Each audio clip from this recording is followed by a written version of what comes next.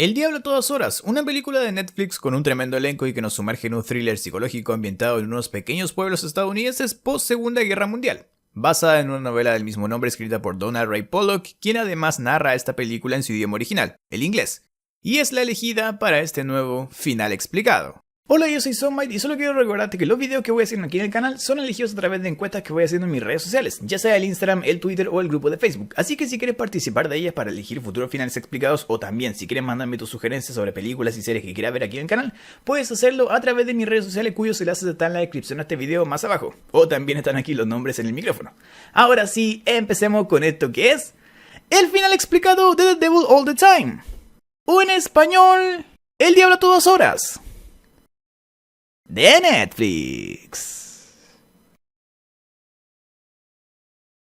La película podríamos decir que se divide en dos partes, y a su vez la primera de ellas se divide también en dos. Todo comienza con Willard, un soldado estadounidense quien en una de sus misiones ve algo que termina marcando su vida. Un soldado crucificado vivo dejado por los japoneses enemigos. Cuando le toca volver a su pueblo, Willard hace una parada en Mead, otra localidad cercana a la suya, para comer algo, entrando en una cafetería donde se cruza con Carl, un hombre que también era cliente del lugar, el cual le cede su asiento por ser un veterano de guerra. El sentarse donde Carl le cede el lugar le permite a Willard ser atendido por Charlotte, una camarera de la cual en su breve primer encuentro se termina enamorando. Es así que siguiendo su camino a casa, Willard le regala una pistola a su tío Erskine, la cual trajo de la guerra, y que según una historia nada creíble que cuenta, fue usada por Hitler para acabar con su vida. Cuando se reencuentra con su madre, Willard le cuenta que está enamorado de una chica de la cafetería a la que se detuvo camino a casa, pero lo que Willard no sabía es que su madre, una mujer muy creyente en Dios, pidió que si este devolvía a Willard con vida de la guerra, como había sucedido, haría que él se casara con Helen, una chica de la iglesia cuya familia había muerto recientemente en un incendio. Pero cuando son presentados Helen y Willard no hay mucha conexión. En cambio, Helen se termina enamorando de un predicador llamado Roy, quien ese día en la iglesia se llena de arañas diciendo que Dios le quitó su miedo hacia estas, y que él hacía milagros. La película avanza rápido esta parte para decirnos que Willard volvió a la cafetería a hablar con Charlotte, se conocieron y un par de años después tenían a su primer hijo Arvin, y una pequeña casa que alquilaban a un abogado. Willard, que dejó de rezar a Dios luego de encontrarse con aquel soldado crucificado, retomó este hábito cuando formó su familia, por el miedo a que algo malo les ocurriese. Y así creció Arvin, obligado por su padre a acompañarlo ocasionalmente a una cruz que levantó en el bosque cercano a su casa, para hablar y rezar a Dios. Pero también Willard le daba otro tipo de lecciones a su hijo, quien era golpeado por otros chicos en la escuela. Y esa otra lección era cuando uno de ellos empiece con las burlas, tú acábalas. Arvin, quien no comprendió todo el mensaje, se aclaró completamente una tarde cuando Willard le pidió acompañarlo a cargar gasolina a su camioneta, pero antes de hacerlo se detuvo frente a unas mesas, y bajó sin decir nada para golpear a un tipo que había estado hablando mal de su esposa Charlotte, y esa fue la lección que Arvin aprendió. Así debía terminar las cosas con sus compañeros.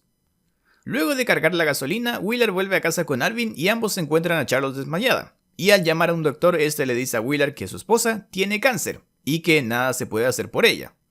Este acontecimiento lleva a Willard a rezar con más fuerza aún, convencido de que Dios es el único que puede salvar a Charlotte, llegando al extremo de que una noche cuando todos duermen, se levanta y asesina al perro de su hijo, entregándolo a Dios como sacrificio, a cambio de la vida de Charlotte. Pero nada de eso sirve y al poco tiempo Charlotte fallece.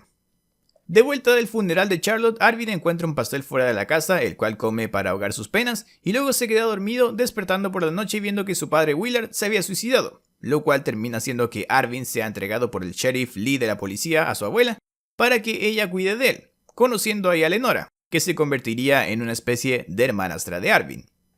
Como dije, la primera parte de la película se divide en dos, así que hasta aquí llega la historia de Willard. Ahora saltamos a la historia de Helen, quien, como te conté, conoció a Roy el predicador la misma mañana en que la abuela Emma la presentó con Willard para unirlos, obviamente sin éxito, y todo esto desembocó en que Helen se casara con Roy, viviendo en una pequeña casa junto al hermano de este, llamado Theodore, quien estaba obligado a utilizar una silla de ruedas, porque según se decía en el pueblo, bebió una sobredosis de anticongelante probando su fe. Roy, que terminó teniendo junto a Helen una hija, a quien ya vimos antes, Lenora, un día fue mordido por una araña mientras predicaba, diciendo que Dios le había quitado el miedo a estas, y terminó por encerrarse 2 semanas en un cuarto de su casa porque no quería que nadie viese su cabeza hinchada por la mordida, solo recibiendo comida de Helen y esperando a que Dios le hablase. Una tarde, Roy finalmente salió de su encierro asegurando que Dios le hablaba, decidiendo salir con Helen y su hermano Theodore a dar un paseo. Así que Helen decidió dejar a Lenora con Emma, la madre de Willard, para que ella la cuidase, porque quería disfrutar al máximo esta primera salida de Roy en semanas. En el paseo, Roy deja a Theodore en el auto y él se baja a caminar con Helen. Pero cuando están en medio del bosque, la asesina con un destornillador, el cual le entierra en el cuello, gritándole a Dios que la traiga de vuelta, cosa que obviamente no ocurre, y Roy se ve forzado a enterrar en aquel bosque a su mujer. Aquí una pequeña explicación, pero visto lo visto que Roy mató a su mujer porque supuestamente Dios le hablaba y era una prueba de valentía o algo así, podemos asumir que de esta misma forma, en una de esas pruebas ridículas, fue que Theodore bebió el anticongelante que lo dejó paralizado de las piernas. Parece que la cosa era de familia. En el camino a casa, precisamente Theodore le dice a Roy que su idea de hacer pasar esto como un accidente nadie se la iba a creer, así que lo mejor es que conduzca hacia el sur sin mirar atrás. Theodore se duerme en el auto y cuando despierta está completamente solo. Vemos que ahí Roy abandonó a su hermano y decidió hacer autostop para que alguien lo lleve, siendo recogido por Carl y Sandy, momento en que dejó volver atrás.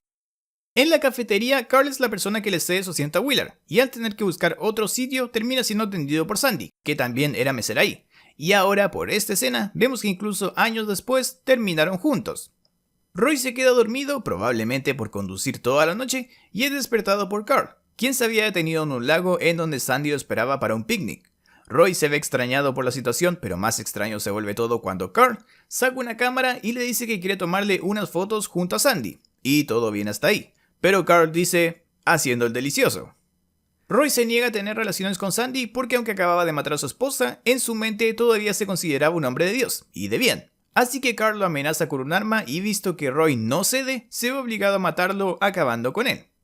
Ahora saltando a la segunda parte de la película, vemos que Arvin y Lenora crecieron y que seguían viviendo con Emma, la madre de Willard, y el tío Erskine, quien en su cumpleaños le regaló a Arvin la pistola Luger que Willard le regaló a él al llegar de la guerra, diciéndole que su padre querría que él la tuviese. En la escuela, Lenora era molestada por compañeros suyos y Arvin solía protegerla, tal y como su padre le había dicho, con violencia, aunque no le termina yendo muy bien en esta ocasión. Luego de la escuela, a donde Arvin solía recogerla, Lenora pasaba al cementerio a rezar y a hablar a la tumba de su madre, cuyo cuerpo fue encontrado a diferencia del de su padre, del cual nunca más se supo, y por eso incluso ahora Lenora tenía la esperanza de que quizás un día, este regresaría sin saber que en realidad Carl lo mató. Ese mismo día en el cementerio, Arvin y Lenora son llamados por el padre de la iglesia, quien les informa que está algo enfermo y tendrá que irse por un tiempo, y que un sobrino suyo recién graduado de un colegio bíblico tomará su lugar pronto. Emma, la abuela, era reconocida en el pueblo por ser una de las mejores cocineras de todo el territorio, así que cuando llega el sobrino del padre que lo iba a reemplazar en la iglesia, la gente realiza una gran comida de bienvenida y todo iba saliendo bien, hasta que el reverendo Preston, interpretado por Robert Pattinson, avergüenza frente a todo el mundo a la abuela Emma, diciendo básicamente que había que rezar por ella porque era pobre, y solo podía comprar hígado, que fue el platillo que llevó. Y aunque no dice su nombre directamente, todos habían visto a Emma llegar con la bandeja de hígados, y además era una receta por la cual era famosa en este pueblo. Al día siguiente, Arvin decide recoger a Lenora en su escuela, llevarla al cementerio, pero no quedarse con ella. En cambio se marcha diciéndole que tiene asuntos pendientes. Y aquí vemos que la lección que su padre Willard le dio cuando era pequeño, la aprendió bastante bien, porque fue a buscar uno a los chicos que molestaban a Lenora, golpeándolos hasta casi matarlos, y amenazándolos con que si volvían a molestarla, la próxima vez sería mucho peor.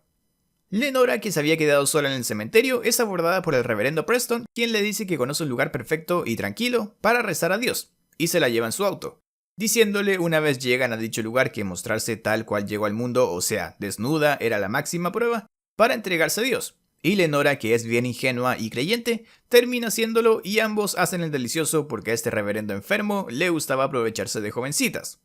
La película avanza 3 meses y vemos a Sandy mirando fotos de distintos jóvenes con los que había tenido relaciones en el lago, donde Roy murió. Y aquí entendemos que lo de Roy no era un hecho aislado. Carl era un asesino en serie cuyo modo de operar era recoger a jóvenes en la carretera, llevarlos a un picnic, emborracharlos y decirles que tuvieran relaciones con su esposa, fotografiarlos y luego matarlos. Sandy es interrumpida por golpes en su puerta, escondiendo las fotos y sin querer, dejando tirada una. Cuando abre es el sheriff Lee quien entra, el mismo que recogió a Arvin la noche en que Willard se suicidó, y quien resultó ser el hermano mayor de Sandy. Lee venía a hablar con Sandy por unos problemas de chicas desaparecidas, y aparentemente ella, según Lee, tenía algo que ver con eso, lo cual suponía un problema porque Lee estaba en campaña para ser reelecto sheriff del pueblo, y si su hermana se involucraba en algo medio raro, obviamente no sería elegido. Así que Lee directamente le pregunta a Sandy si Carl es su proxeneta, y ella deja la habitación un momento para ir a buscarle comida, que fue lo que Lee fue a buscar originalmente, y dársela para que se vaya pronto, siendo en ese entretanto en que Lee ve la foto que Sandy dejó tirada y la recoge echándosela al bolsillo. Cuando sale de allí, Lee ve con calma la foto en su auto, viendo a su hermana teniendo relaciones con un tipo en el picnic, pensando que Carl sí es su proxeneta, sin saber que la verdad es un poco más oscura que eso. Y hablando de cosas oscuras y raras, el propio Lee protegía tanto su trabajo como sheriff porque era un corrupto, y recibía pagos por parte de un mafioso local llamado Leroy, quien estaba molesto porque el asunto de las chicas perdidas de alguna forma le costaría dinero, si es que se destapaba. Y todo esto se lo comenta Lee en una de sus cafeterías mientras come junto a Bobo. Literal, así se llama el tipo. Su guardaespaldas que tenía una nueva pistola con balas que no se podían rastrear. Al otro día, Sandy y Carl recogen a otra víctima, un pobre tipo del ejército, a quien logran convencer de tener relaciones con Sandy y terminan asesinando. Aunque vemos ahí que a pesar de que Carl está feliz por lo hecho, Sandy comienza a dudar de seguir con esto, tomando incluso un teléfono cuando llegan al motel donde se quedaban y haciendo una llamada anónima a la policía, cuando Carl no la ve, informando que Gary, como se llamaba el soldado, estaba descuartizado y enterrado dentro de una maleta en el río. Lenora, por otro lado, va donde el reverendo a informarle que está embarazada. Pero este se quita toda la responsabilidad, diciendo que él no puede ser papá del bebé porque es un reverendo. Esa semana, Lenora se vio obligada a faltar a la iglesia por sus malestares del embarazo, del que además nadie sabía salvo ella y el reverendo. Y al ser dejada sola en casa, termina decidiendo acabar con su vida colgándose, pero a último momento se arrepiente, intentando quitar la soga de su cuello, resbalando de la cubeta en la que estaba parada y terminando por morir igualmente, siendo encontrada algunas horas después por Arvin, quien junto a su abuela, tío y todo el mundo creyeron y creerán siempre que Lenora se suicidó. Una tarde, un policía se le acerca a Arvin en su trabajo para contarle que el forense le informó que al momento de morir, Lenora cargaba con un bebé, cosa que en primera instancia Arvin no cree, pero esto lo lleva a seguir a escondidas al reverendo viendo sus encuentros con otras jovencitas del pueblo, dejando claro además que Lenora no era la única. Una mañana Arvin deja una carta a su abuela despidiéndose, diciendo que no lo busquen y que lo que hará es algo que no quiere hacer pero que debe hacerlo, yendo a la iglesia donde el reverendo estaba solo y diciéndole que ha venido a confesar un pecado. El reverendo no sospecha nada hasta que se da cuenta de que el pecado y la historia que Arvin cuenta en realidad son sus propias aventuras con jovencitas del pueblo, revelándole a Arvin que sabe todo lo que ha hecho y preguntándole si fue así también como hizo con Lenora, hasta embarazarla. A lo que el reverendo primero se niega a responder, pero visto que Arvin le apunta con un arma, termina confesando diciendo que no podía hacerse cargo del hijo de Lenora porque era un reverendo, y que supieran de sus andanzas lo arruinaría completamente. Al final, Arvin termina matando al reverendo de varios disparos, fugándose hasta que en plena noche su camioneta se avería en medio de la carretera, y se ve forzado a seguir su escape a pie. A la mañana siguiente vemos a Lee, el sheriff, visitar la casa de Leroy, asesinando al guardaespaldas que este tenía con su breve pistola de balas que no podían ser rastreadas, y luego sorprendiendo a Leroy en su habitación, también matándolo. De ahí saltamos a Sandy y Carl que buscan una nueva víctima y se topan con Arvin, ofreciéndole ir con ellos, lo que Arvin acepta.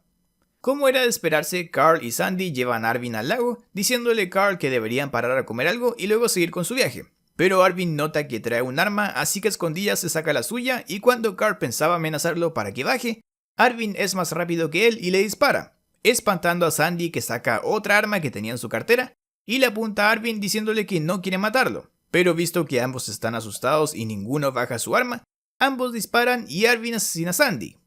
Aquí la voz en off que relata la película cuenta que por un momento a Sandy le cruzó por la mente matar a Carl y escapar con Arvin, pero no lo hizo. Y también la voz revela que la pistola de Sandy estaba cargada con balas falsas y por eso cuando ambos dispararon, solo Sandy murió y Arvin quedó vivo, ya que las balas falsas habían sido cargadas por Carl, quien sospechaba del extraño actuar de Sandy y sin que ella se diera cuenta, le reemplazó sus balas en caso de que quisiera usarlas en su contra. Arvin revisa el auto y los cuerpos de Sandy y Carl, tomando de este último la foto de un tal Jim, la primera víctima de Carl y cuya foto guardaba como recordatorio de ese logro, loco psicópata, escapando luego de la escena del crimen.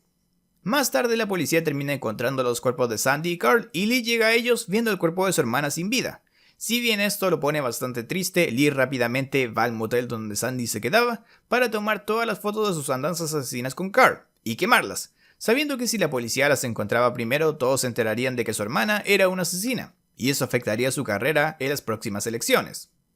Arvin, que siguió su camino, termina llegando hasta la localidad donde vivía con su padre y madre, enterándose por un hombre de ahí que la casa en la cual solía vivir se había quemado años atrás, y no quedaba nada.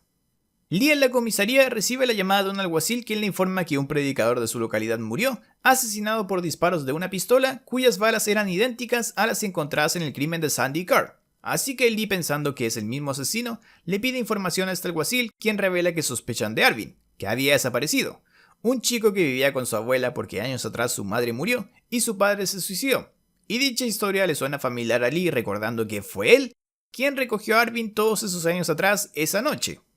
Entre tanto, Arvin termina yendo a donde antes solía estar la cruz a la que su padre le rezaba, para finalmente, luego de todos estos años, recoger los restos de su perrito, sacrificado por Willard, que ya solo eran huesos, y darle sepultura. En ese momento, eso sí, es sorprendido por Lee, quien llega, escopeta en mano, gritándole que cuando supo que era él y se había fugado, supuso que vendría a este lugar. Arvin se esconde detrás de un tronco y le grita a Lee diciéndole que el reverendo que mató era una mala persona, y abusaba de chicas, y que su hermana Sandy junto a su esposo mataban a personas como él, que intentaron matarlo incluso y que de hecho tenía una foto de una víctima anterior en su bolsillo que podría mostrarle, como prueba de que estaba diciendo la verdad. Obviamente eso altera a Lee porque si Arvin mostraba esa foto, las andanzas de su hermana saldrían a la luz y él también caería. Así que intenta dispararle a Arvin, quien también dispara, y luego del ruido vemos que el disparo de Lee dio en el tronco, pero el de Arvin directamente en el abdomen de Lee, matándolo pocos minutos después. Cuando Arvin se acerca y le pide perdón enseñándole la foto, diciendo que lo que dice es cierto. Luego de dar muerte a Lee, Arvin vuelve a hacer autostop siendo llevado por un tipo todo random, esperemos que no asesino, viéndose en escenas el momento en que la policía encontró al cuerpo del reverendo. Y también eventualmente el cadáver de Lee con la foto de las andanzas de Sandy en su bolsillo, la cual había dejado ahí Arvin. Cerrando la película con Arvin durmiéndose en el auto que lo lleva camino a Cincinnati, viendo flashes de lo que podría ser su futuro. Una familia, hijos, una vida feliz, y la voz del relator que dice que por ahora, Arvin simplemente estaba feliz de que alguien lo llevara. Si bien no hay mucho que explicar del final en sí, o sea, Arvin escapó luego de toda esa locura, hay un par de cosas interesantes que decir de la película. Y es que, como te conté al inicio, que él la relata es el escritor de la novela en la que se basa este film, el cual además es originario de Knokensteep, uno de los pueblos nombrados dentro de la historia. La primera vez que vemos a Lee hablar con Sandy, este le pregunta por el problema de las chicas desaparecidas en Tecumseh, el cual es un bar propiedad de Leroy, el mafioso, y al que además cuando su esposa enferma, Willard visita siendo atendido por Sandy, quien le dice que en la parte de atrás tienen cuartos donde puede encontrar buena compañía, cosa que deja entrever que, ya sabes, manejaban a damas de compañía, por decirlo así, a escondidas en el bar, y ese era el dinero extra que Leroy sacaba y por el cual sobornaba a Lee. Pero al estar estas chicas ahora desapareciendo, podemos pensar un montón de opciones, entre ellas que no solo se podía pagar para estar con una chica, sino que también matarla, o quizás, si no queremos pensar tan mal, desaparecían muertas por peleas y cosas similares. La película se llama El Diablo a todas horas, pero curiosamente, según recuerdo, el diablo se nombra solo un par de veces. Recuerdo que Arvin dice algo de que su padre combatía con el diablo a todas horas, y también el reverendo pronuncia la palabra diablo en uno de sus discursos. Y es que el título de la película refleja la constante lucha de los personajes, quienes terminan sucumbiendo a tentaciones oscuras, algunos al SEXO, otros al dinero, la corrupción, el asesinato, y todos tienen una lucha constante con, ya sabes, el diablo a todas horas. Willard le enseña a Arvin que debe atacar a sus enemigos en los momentos precisos, lo cual Arvin hace con los compañeros de Lenora, pero también es lo mismo que hace con el reverendo, a quien encuentra solo y descuidado en su iglesia. Otra cosa que puedo resaltar es que en su intento de disuadir a Arvin por dispararle, el reverendo le dice que Lenora estaba delirando, lo cual es por un discurso que él hace el día en que Lenora muere, donde dice que son nuestros delirios los que nos llevan a pecar. Cuando su tío le regala la pistola de su padre a Arvin, este le agradece diciéndole que es el mejor regalo que le han dado, pero el tío responde diciendo que una escopeta le vendría bien. Lo cual es curioso si tenemos en cuenta que en su último enfrentamiento con alguien en la película, Arvin derrota con su pistola a Lee, que cargaba con una escopeta. Hablando de la muerte de Lee, cuando Lee muere mira al cielo y se puede ver casi la misma imagen que vio Roy, justo antes de morir a manos de Carl. Y podrían decir que es obvio porque ambos lugares no están muy alejados uno del otro, pero me pareció algo curioso. Finalmente, solo digamos que toda la historia nació de una acción o coincidencia. Y es que si Carl no le hubiese cedido su asiento a Willard, ni Willard habría conocido a Charlotte ni Carl a Sandy. Y desde ahí, imaginando un efecto mariposa, toda la historia en donde todos los personajes conectan unos con otros se hubiese desarrollado de una forma completamente distinta. Así que esa simple escena es la clave de todo esto.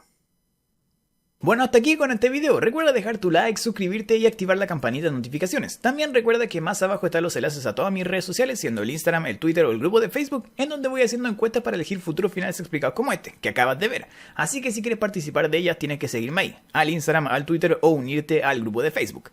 Terminado con esto, amigos, un abrazo y nos vemos en la próxima.